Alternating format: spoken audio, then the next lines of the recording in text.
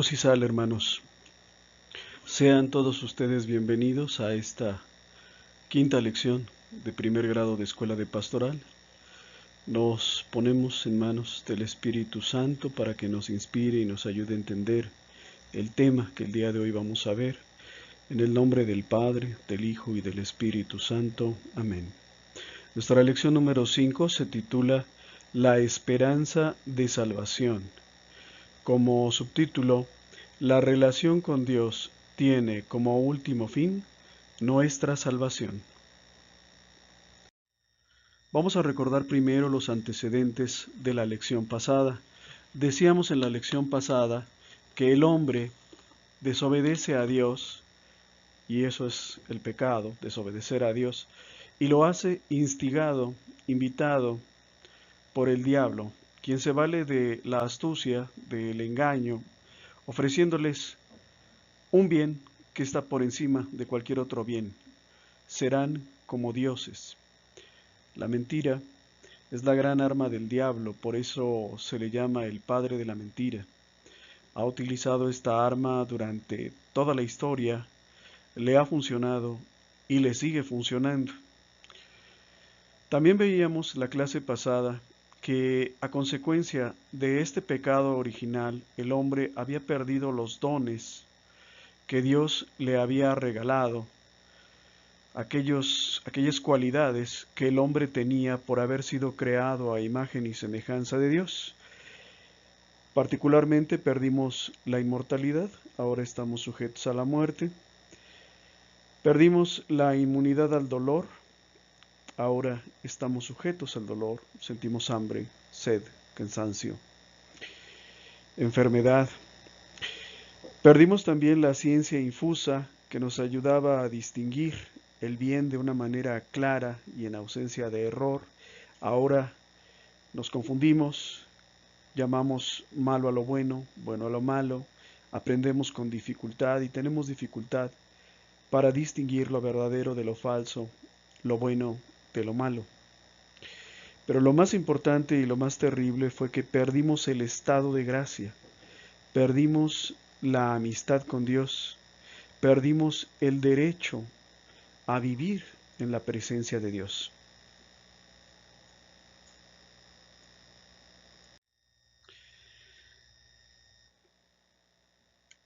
¿Cuál es la gravedad del pecado original? La gravedad del pecado original se puede medir o se puede entender partiendo de una idea muy simple.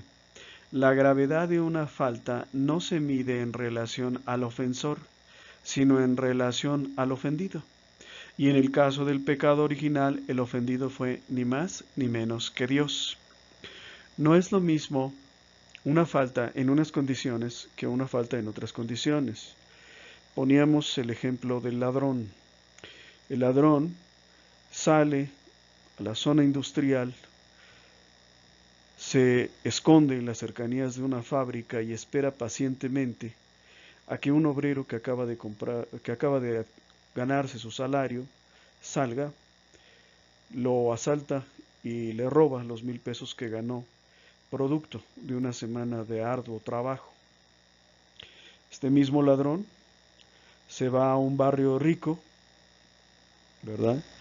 Y consigue sustraer 1,000 pesos de una cartera de un hombre acaudalado. Ese hombre acaudalado, pues a lo mejor tiene tanto dinero que ni siquiera notó la ausencia de los 1,000 pesos. La pregunta es, ¿a quién le robó más? Técnicamente le robó 1,000 pesos a cada uno. Sus dos víctimas perdieron la misma cantidad de dinero. Sin embargo, uno, el primero, es un humilde obrero a quien se le ha quitado todo lo que tiene para vivir. Y el otro es un hombre acaudalado que a lo mejor ni cuenta se dio que sustrajeron 1,000 pesos de su cartera. Entonces, no es lo mismo un golpe en el estómago a un hombre de 40 años que a un bebé de 40 días de nacido. La gravedad de la falta se mide, pero no en relación con la persona que comete la falta, sino con la persona que sufre la falta. Y en el caso del pecado original, a quien ofendimos fue a Dios, un ser infinito y eterno, un Dios que nos ama con un amor que supera incluso, dice la Biblia, el amor de una madre. A ese fue al que ofendimos. Por esa razón, pues era difícil pensar que el hombre alguna vez pudiera pagar, ¿verdad? Pudiera hacer algo para compensar la ofensa infringida a Dios por causa del pecado original. ¿Por qué? Porque el hombre es limitado en su tamaño y en sus fuerzas, mientras que Dios es todopoderoso. De esta manera, pues solamente con la ayuda de Dios fue posible que el hombre pagara la deuda que había contraído con Dios. Solo Dios era capaz de pagar una deuda con Dios. El hombre no podía. Por eso nos dice nuestra lección que en su infinita misericordia Dios encontró la forma de conjugar la justicia con la bondad, la severidad con la misericordia. Dios tenía que hacer justicia y tenía que cumplir aplicando el castigo que había prometido a los infractores, en este caso a Adán y Eva.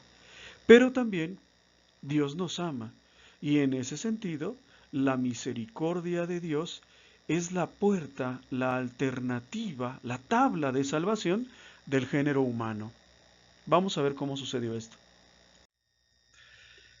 En Génesis 3:15 hay un pasaje bíblico que los teólogos lo llaman el protoevangelio, es decir, el primer evangelio. La palabra evangelio significa buena noticia. ¿Buena noticia de qué? De que existe una esperanza de salvación para todo el género humano. Génesis 3:15 dice: haré que haya enemistad entre ti y la mujer, entre tu descendencia y la suya. Él te pisará la cabeza, mientras tú herirás su talón. Palabra de Dios, te alabamos, Señor. Se refiere a las palabras con las que Dios anuncia al hombre y a la mujer el castigo por venir, pero dentro de ese castigo hay una frase que a todos los creyentes a lo largo de la historia los ha movido a tener esperanza. Dirigiéndose a la mujer, Dios le dice: dirigiéndose a la serpiente, Dios le dice: pondré enemistad entre ti y la mujer, entre la descendencia tuya, le dice a la serpiente en el libro del Génesis es una figura de Satanás, del diablo, dice: pondré enemistad entre ti, Satanás, y la mujer, pero no solamente entre tú y ella, sino entre la descendencia de ella y la descendencia tuya. Acto seguido dice: él te pisará la cabeza, mientras tú herirás su talón. Curioso porque ahí en esa parte de las escrituras están presentes la mujer y están presentes la serpiente, pero aquí entra un él. ¿Sí? ¿Quién es ese él? Es lo que se preguntan los teólogos y las personas que tratan de hacer una interpretación de la Biblia. Y encuentran en esto un protoevangelio, es decir, un indicio de que Dios va a enviar a alguien a rescatar a la humanidad caída en desgracia. Primero dice: él te pisará la cabeza, es decir, no se refiere a todos los descendientes de la mujer, sino a él, a uno solo. Uno de los hijos de la mujer, uno de los descendientes de la mujer, será el que vencerá a Satanás. Y nosotros sabemos, yo creo que no hay nada de malo en anticiparlo, nosotros sabemos que el que venció a Satanás fue Jesús. Por eso se le llamó protoevangelio, porque junto con el castigo está la esperanza.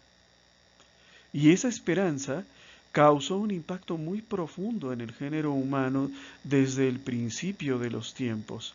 Hubo castigo, pero también había esperanza, y eso estuvo iluminando la existencia de la humanidad durante muchos miles de años. Por eso se le llama protoevangelio, la primera buena noticia. Nosotros sabemos, y si no lo sabemos lo deberíamos de saber, que el evangelio o la palabra evangelio significa buena nueva o buena noticia, ¿verdad? Y que la buena noticia o la buena nueva, el evangelio, no es un libro, sino que es una persona. ¿Qué persona? Cristo. Esta predicción, este anuncio de la venida de un Salvador, constituyó para nuestros primeros padres una esperanza. Pero esta promesa de salvación que se conservó entre los hombres por tradición de generación en generación y en la memoria de los pueblos, pues con el paso de los tiempos o con el paso de los siglos fue alterándose, mezclándose con ideas falsas, dando lugar a distintos mitos y a diversas religiones. En el caso específico de México, por ejemplo, dicen los historiadores que cuando al emperador Moctezuma se le avisa que por el lugar de la Tierra Roja, es decir, por la península de Yucatán, acaban de arribar unas embarcaciones gigantescas como montañas, en ese momento Moctezuma lo que piensa es en el regreso de Quetzalcóatl. Quetzalcóatl es en la religión de los antiguos mexicanos es un personaje un tanto enigmático. Algunos maliciosos incluso han querido ver una especie de reencarnación de Cristo o presencia fugaz de Cristo entre los antiguos mexicanos, pero la verdad es que no fue así. No está claro si si Quetzalcóatl era una deidad o los mexicanos lo hicieron deidad. Lo que sí se sabe es que trajo muchas cosas buenas para ellos, les enseñó pues artes, ciencias, les pidió que suprimieran los sacrificios humanos. En la fotografía parece que Quetzalcóatl comiéndose una persona, pero bueno, otra versión dice que les pidió suprimirlos y que de hecho eso fue una causa de una crisis religiosa que impactó al mundo precolombino.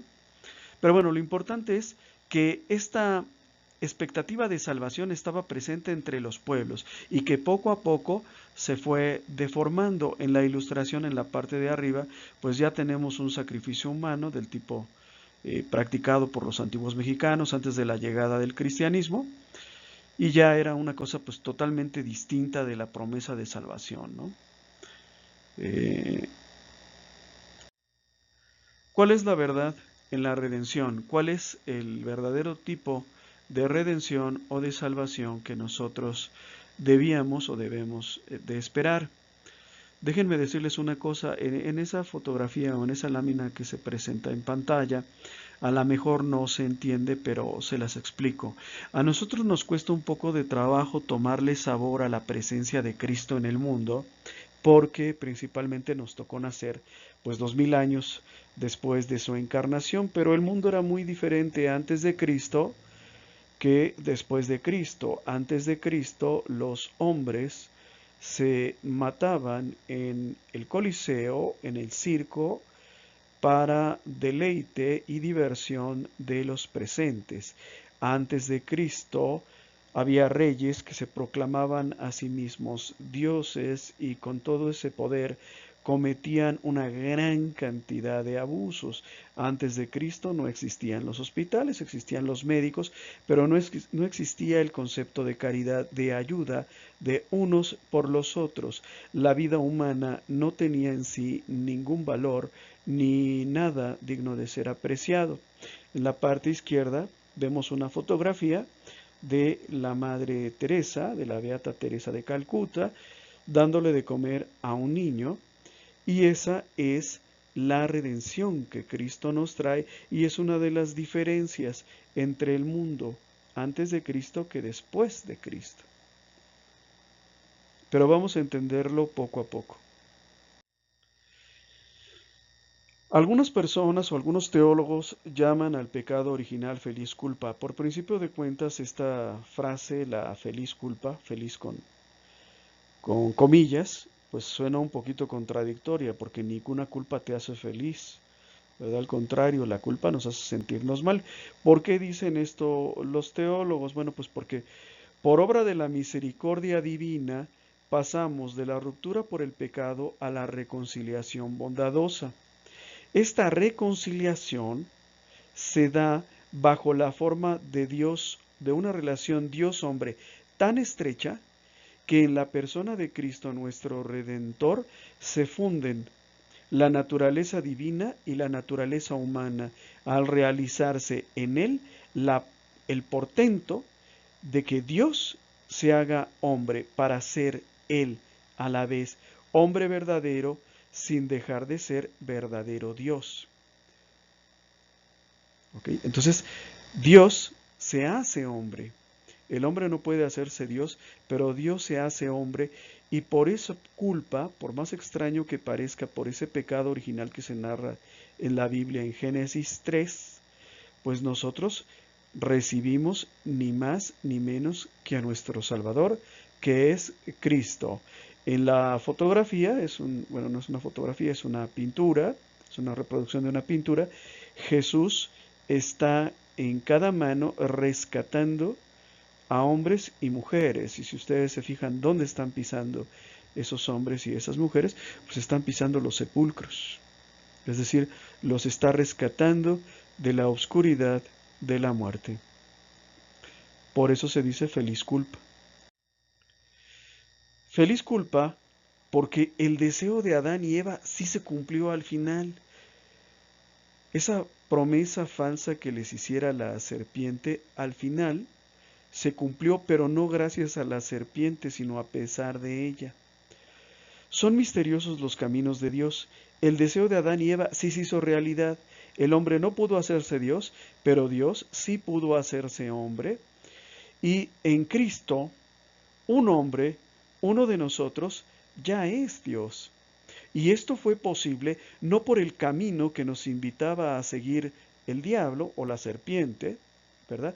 Que era el camino de la soberbia y del egoísmo. Fue posible que un hombre fuera Dios o que Dios se hiciera hombre por la humillación y el amor de Cristo. Cristo vino para servir, no para ser servido. Entonces, también por esto llamamos a la encarnación de Cristo, ¿verdad? Un acontecimiento feliz, pero que curiosamente no hubiera sido posible sin el pecado original. No estoy haciendo una apología del pecado, simplemente lo estoy poniendo en su contexto. Si el hombre no hubiera caído, no hubiera sido rescatado. Y mira qué rescatador tuvimos. Un hombre, pero no solamente un hombre, sino también un Dios. Y no solo Dios, sino también un hombre. Vamos a retomar un poquito esta parte del plan de la creación y del plan de la salvación. Habíamos dicho en la lección pasada o habíamos comenzado a hablar más bien del plan de la creación, y habíamos dicho que Dios crea al hombre a su imagen y semejanza, lo crea en una posición privilegiada dentro del universo, y también habíamos dicho que el hombre vivía junto a Dios como un hijo vive con sus padres. ¿Okay?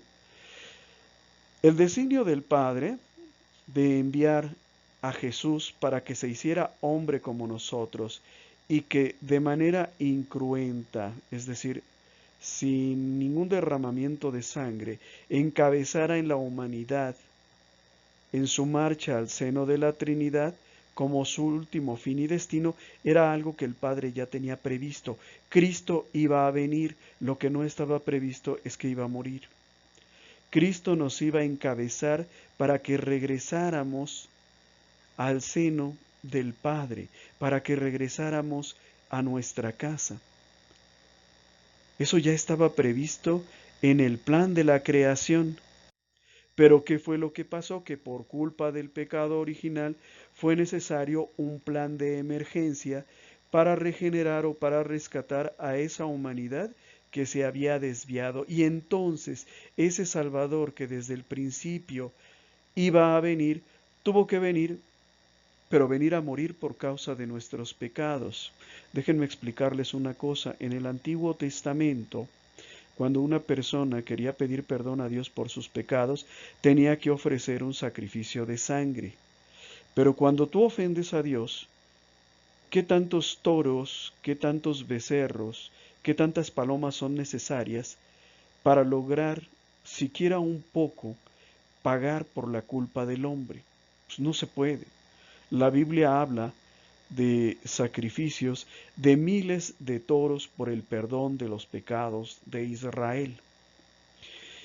¿Qué es el plan de la salvación? Que Cristo se hace hombre para por medio de su muerte rescatar al género humano, aniquilando al Señor de la muerte, es decir, al diablo, y liberando a cuantos por temor a la muerte estaban sometidos de por vida a la esclavitud. Ese es el plan de la salvación.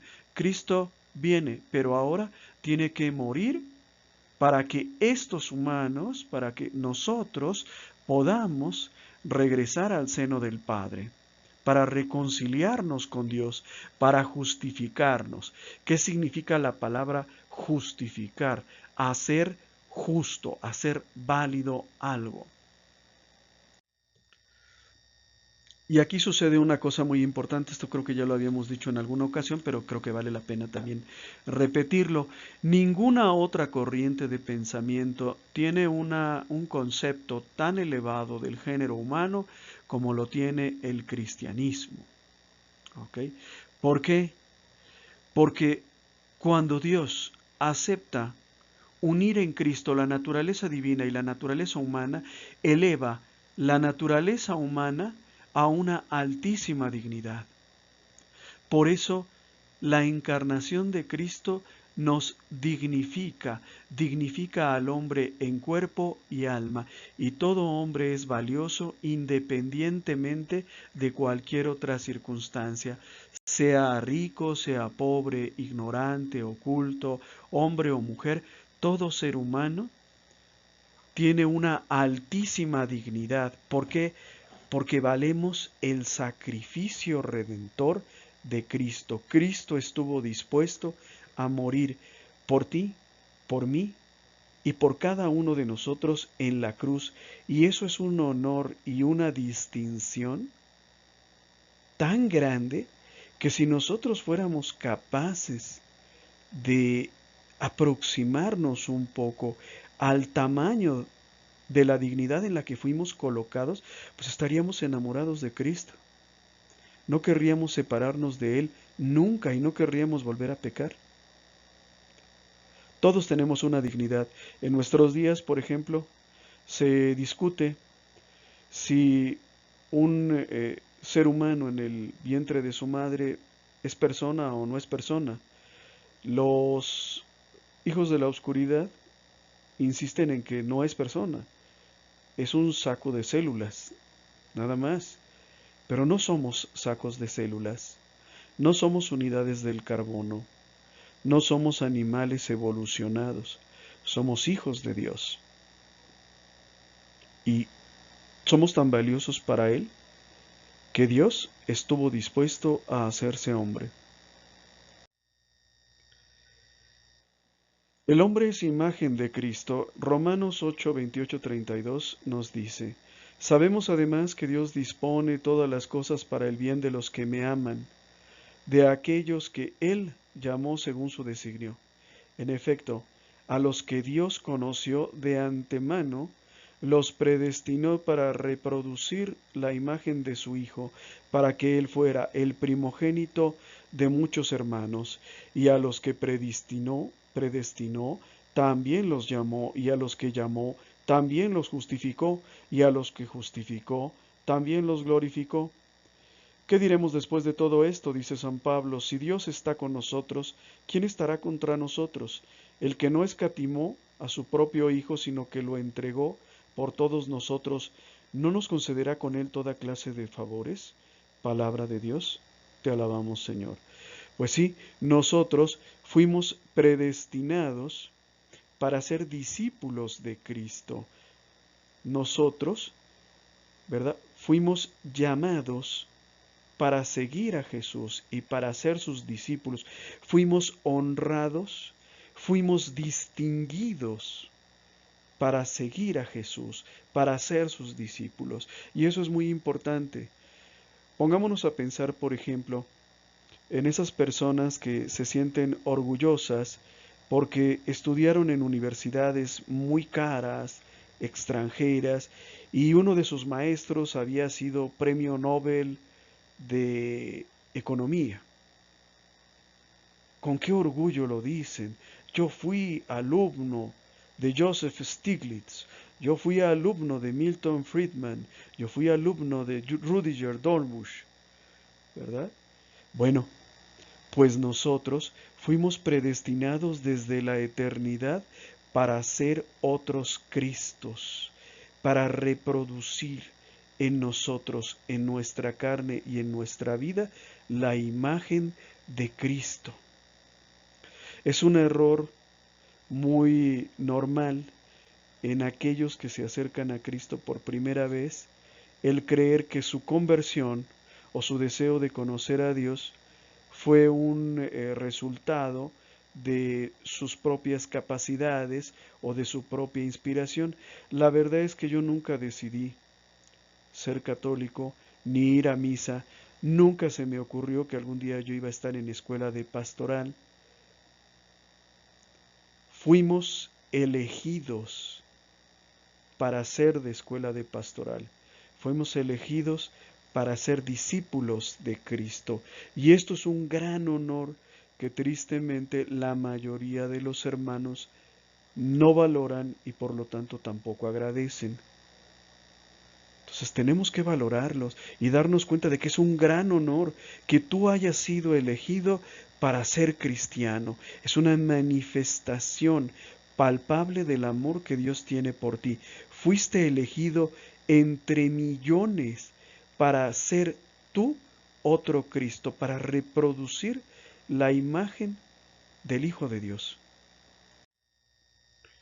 Jesucristo es el nuevo Adán.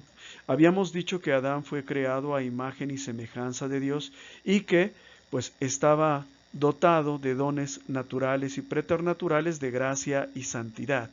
Desafortunadamente, por causa del pecado, ese ser imagen de Dios en el hombre se perdió, se destruyó. Es un poco lo que sucede a veces cuando una persona está sucia. A lo mejor es una mujer pues bonita o un hombre guapo, pero la suciedad no deja que se vea esa belleza. Decía mi mamá que en la época de la revolución, cuando venían los revolucionarios, las mamás acercaban a las hijas al fogón y con el tizne, ¿verdad? Les tiznaban toda la cara para que se vieran feas y de esa manera se preservara su virginidad, no fueran violadas, no fueran secuestradas, ¿verdad? Pues algo parecido sucede cuando nosotros pecamos. Cuando Adán y Eva pecaron, esa imagen de Dios en ellos se podría decir que se ensució o se afeó, si lo quieren ver así. Pero Cristo, en una recreación, en una segunda creación, ha restaurado como segundo Adán esa imagen divina que el pecado había empañado. Cristo, por medio del bautismo, nos lava para que toda esa mugre se caiga y salga a relucir lo que verdaderamente somos. ¿Y qué es lo que verdaderamente somos? Hijos de Dios, creados a su imagen y semejanza, pero el pecado nos afea, nos ensucia. Así como por la desobediencia de un solo hombre, es decir, de Adán, toda la humanidad fuimos constituidos pecadores, también por la obediencia de uno solo, es decir, de Cristo, todos hemos sido constituidos justos. De manera que cuando nosotros nos unimos a Cristo, esa imagen de Dios en nosotros va perfeccionándose, vamos adquiriendo cada vez más nuestra verdadera fisonomía conforme nos unimos a Cristo. Y aquí surge una pregunta que se va a responder en el segundo grado de escuela de pastoral, pero ya nos podemos comenzar a hacer. ¿Cómo me uno a Cristo? Me uno a Cristo en la oración, me uno a Cristo en los sacramentos. Por medio del sacramento de la reconciliación le pido perdón por mis pecados, pero lo más importante, por medio de la Sagrada Comunión. En la Sagrada Comunión yo me hago uno con Cristo. ¿Sí? Me hago uno con Cristo por la oración y por la lectura de la Biblia, eso es indudable, pero donde verdaderamente Cristo y yo nos hacemos uno y al mismo tiempo yo me hago uno con mis hermanos, es en la Santa Eucaristía. Y conforme yo frecuente la Eucaristía y conforme yo conozca la palabra de Dios y conforme yo me deje inundar por el amor de Cristo, en esa medida voy a ir pareciéndome a Él cada vez más.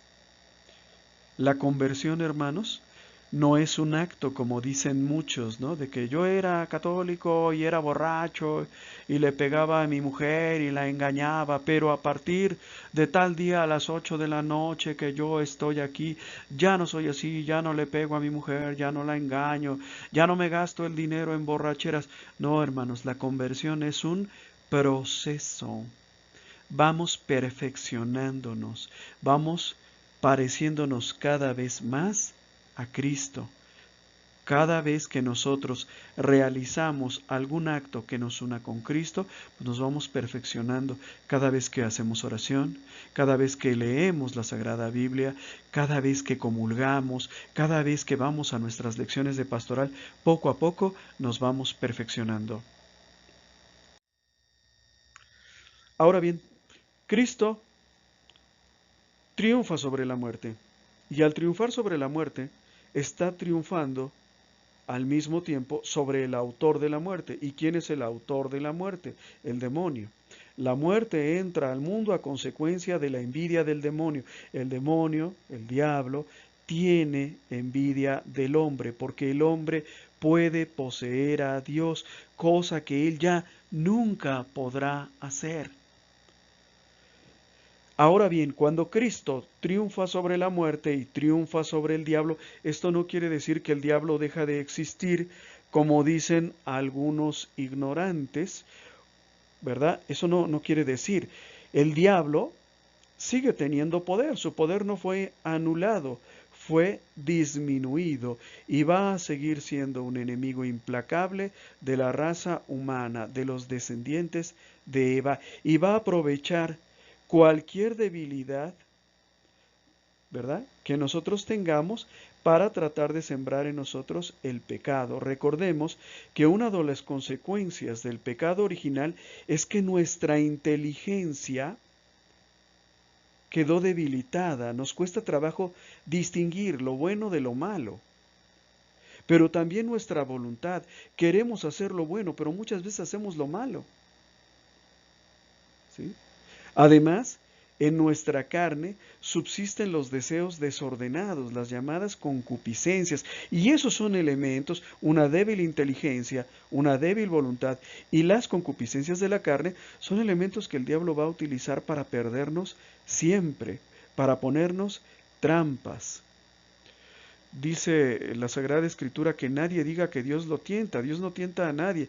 Cada uno de nosotros es tentado por sus propios deseos desordenados que brotan de nosotros mismos, nos atraen y nos seducen. Y eso es lo que va a aprovechar el diablo. Su poder temporal sigue existiendo, disminuido, pero sigue existiendo. Por eso, en esta lucha del hombre contra el diablo, contamos con el auxilio de Dios, no estamos solos. Primera de Corintios, capítulo 10, versículos 13 al 14, nos dice que Dios no va a permitir que seamos tentados, que seamos probados más allá de nuestras fuerzas, que el diablo nos ponga una barrera que no podamos saltar. Al contrario, nos dice, Dios mismo pues nos va a auxiliar y nos auxilia de diferentes maneras. Ya hemos mencionado algunas: la oración, el ayuno, ¿verdad?, la lectura de obras para la edificación personal, como son las vidas de los santos, la lectura de la Biblia, el sacramento de la reconciliación, si hemos tenido la desgracia de caer en pecado, pero mucho más importante, Pues la Santa Eucaristía. Es decir, Dios no nos deja solos. O sea, no estás solo frente a un enemigo que te supera en fuerza, en inteligencia y en capacidad. Contamos con el auxilio de Dios. La vida humana, la vida del cristiano, es una lucha sin descanso, es una lucha constante entre el bien y el mal, una lucha que empieza desde el día en que nacemos y que termina hasta el día en el que morimos. En la pintura que aparece en la pantalla, ¿verdad? San Francisco de Asís está llevándole consuelo a un moribundo y ahí mismo se está efectuando una batalla entre el bien y el mal. Si vivimos en estado de gracia e invocamos el auxilio divino, nunca estaremos solos. Si nos confiamos en Dios, nunca vamos a estar solos. Pero si confiamos solo en nuestras fuerzas, pues pronto vamos a sucumbir. ¿Por qué? Porque el diablo es un enemigo que nos supera en capacidad, en poder, en inteligencia, decía el Papa Francisco la última vez que vino a México en 2016. Con el diablo no se dialoga. ¿Por qué? Porque si tú te pones a dialogar con el diablo te va a ganar. Si es una discusión de razones te va a dar más razones. ¿Sí? Entonces esta es una lucha sin descanso. Y aquí traigo a colación una frase que en alguna ocasión dijera el excelente evangelizador Fray Nelson Medina. Él tiene una frase que dice: si en tu vida no hay lucha, es decir, tú no luchas con el diablo, quiere decir que el diablo ya te venció. ¿Por qué? Porque la vida del cristiano pues, es una vida de lucha contra el mal, de lucha contra nuestras propias concupiscencias, contra nuestras malas tendencias. Contamos también con la ayuda de la Santísima Virgen María. Ella es un auxilio muy eficaz para el cristiano en los momentos de la prueba. Ella fue concebida sin la mancha del pecado original y exenta de todo pecado personal. Por eso María, en los momentos más tristes y más oscuros de la Iglesia, ha sido como que el consuelo. ¿Por qué? Porque María representa para los cristianos el triunfo del bien sobre el mal. Y es muy curioso si nosotros leemos en la historia de la Iglesia, de Franzen, por ejemplo, que el culto a la Santísima Virgen María, aunque existe desde los primeros cristianos, María estuvo presente en el cenáculo, nos dice en Hechos de los Apóstoles que estuvo presente cuando llegó el Espíritu Santo, el culto a la Virgen María, el amor y el cariño por la Virgen María se ha avivado en la historia de la Iglesia, sobre todo en los tiempos más oscuros, en los tiempos en los que ha habido persecución, en los tiempos en los que ha habido apostasía. En esos momentos es cuando más ha florecido, ¿verdad?, el cariño por la Santísima Virgen María. ¿Por qué? Porque ella, exenta de todo pecado original, representa eso, el triunfo del bien sobre el mal. Podemos decir de Jesús, bueno, pues él era Dios, tenía que triunfar sobre el mal, pero María era una mujer como pudo haber sido cualquiera de las nuestras, claro que exenta de todo pecado. Dios la exentó de pecado para poder ser la madre de nuestro Salvador. Pero María está mucho más cerca, digamos, de esta humanidad pecadora que Jesús. Hay por ahí una ilustración en donde se ilustra lo que es la iglesia, ¿verdad? Y es una persona con muchas fotografías, no sé si la han visto. En la cabeza es Jesús, pero el cuello es María, ¿verdad? Que es lo que está más cerca. Por eso la Virgen María la consideramos nosotros como católicos que somos afortunados, la consideramos también un auxilio muy eficaz.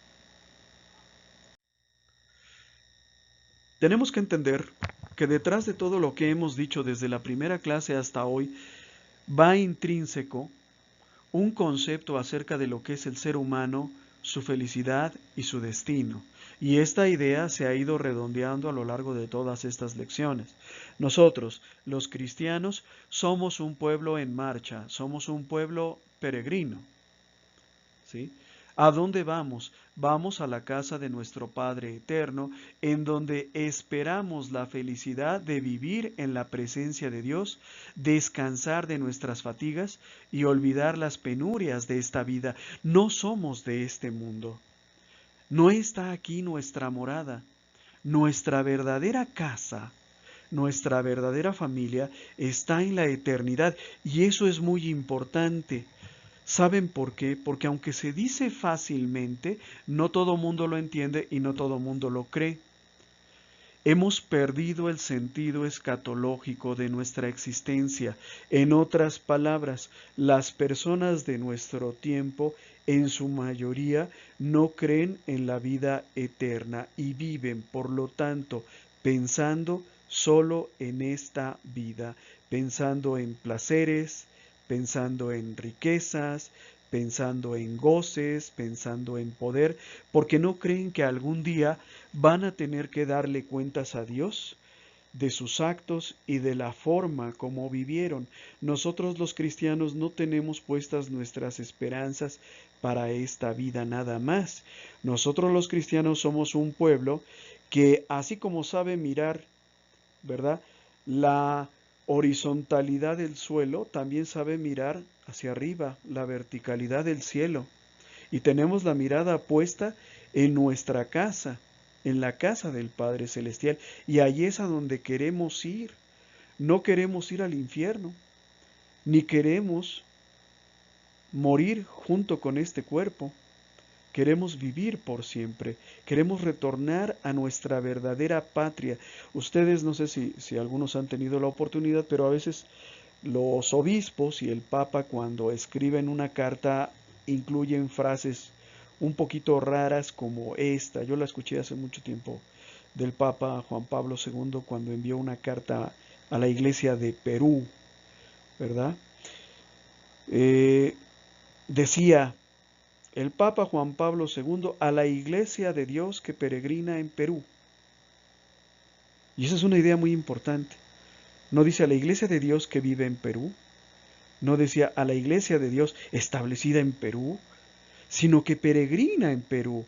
Ellos, en la marcha hacia el Padre, están ahorita en Perú, pero después ya no lo van a estar. Nosotros somos un pueblo en marcha, y eso es una idea muy importante. ¿En marcha hacia dónde? En marcha hacia la eternidad, hacia la vida eterna. ¿Qué sucede con los paganos? Que los paganos no creen en la vida eterna. Por eso viven solo para esta vida. Y esto es muy importante, por eso les digo, muchas cosas que decimos en escuela de pastoral, como que no les tomamos sabor. O sea, las decimos y decimos, somos un pueblo en marcha hacia el Padre, qué bonito, y vamos a pasar a otra cosa. Pero esto es gravísimo. Y esto es muy importante. ¿Qué sucede si yo no creo en la vida eterna? Si yo no creo en la vida eterna, ¿qué necesidad hay de que perdone los errores de mi esposo o de mi esposa? Si yo no creo en la vida eterna, ¿qué necesidad hay de que yo viva nada más con lo que trabajo? Es decir, que me conforme con el salario que gano. Pues tengo que ganar más. Y si no se puede de manera honesta, pues ser deshonesto. Y si ya no obtengo los suficientes goces con la situación en la que estoy, pues buscar otra situación. Si yo no creo en la vida eterna, no es necesario que haga el bien. Lo puedo hacer, pero también puedo hacer el mal. Si yo no creo en la vida eterna, ¿verdad? Y mi mujer o mi hija se embaraza, bueno, pues la llevo a que le hagan un aborto. ¿Por qué? Pues porque yo no creo que algún día tenga que dar cuentas a Dios de lo que hice. Entonces, esta idea es muy importante, porque no somos de aquí, no somos de este mundo. Vamos caminando, y vamos caminando hacia la casa del Padre. ¿Y qué esperamos recibir o encontrar en la casa del Padre? Pues encontrar precisamente la presencia de Dios. Hermanos, el infierno es la ausencia de Dios. En la Biblia, cuando Jesús habla del infierno, habla de quedarse fuera. Allí será el llanto y el rechinar de dientes, ¿verdad? Y entonces tocaron las damas de la novia diciendo, déjenos entrar. Y ellos decían, no las conozco. Y ahí se quedarán afuera, donde será el llanto y el rechinar de dientes. Eso es lo que habla Jesús cuando habla del infierno, de quedarse afuera, ¿afuera de dónde? Afuera del amor de Dios, afuera de la vida de Dios. ¿Y qué esperamos nosotros en concreto? Pues vivir junto a Dios. Y en eso consiste nuestra alegría y en eso consiste nuestra felicidad. Hace muchos años recuerdo que un sacerdote nos preguntaba, ¿dónde es el cielo y dónde es el infierno?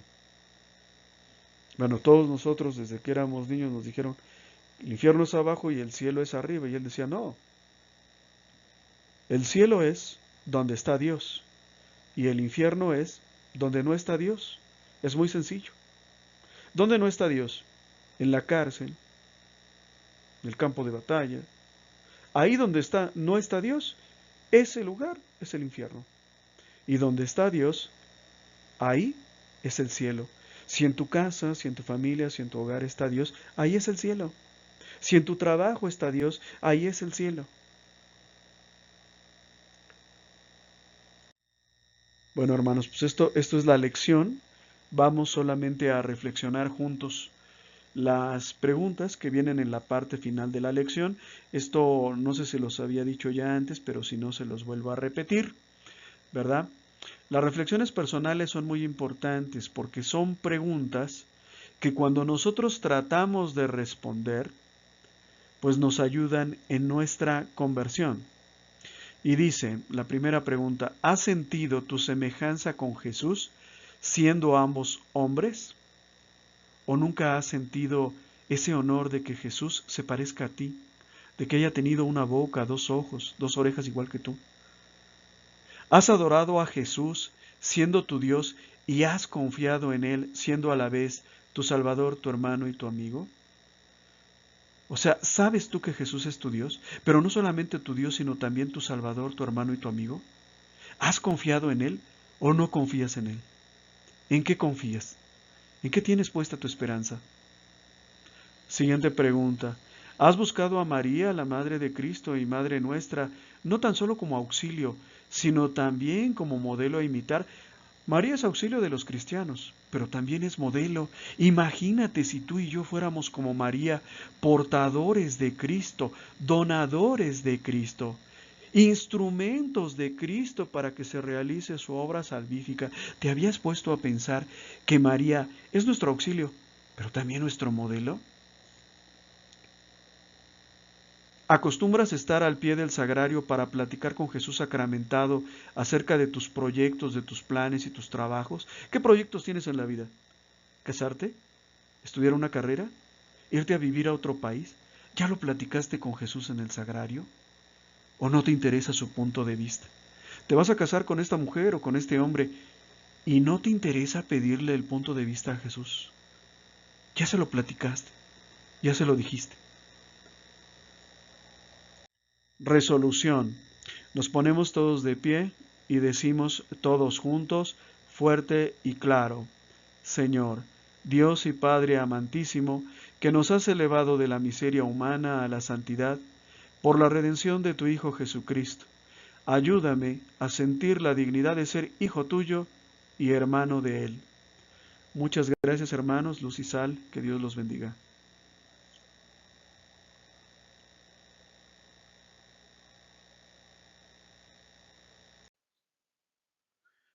Muchas gracias por tu atención, esperamos que este video haya sido de tu agrado. Nuestro trabajo se mantiene gracias a las aportaciones de amigos y benefactores. Si nace de tu corazón hacer alguna aportación y tienes posibilidad de hacerlo, aquí te dejo mis datos bancarios.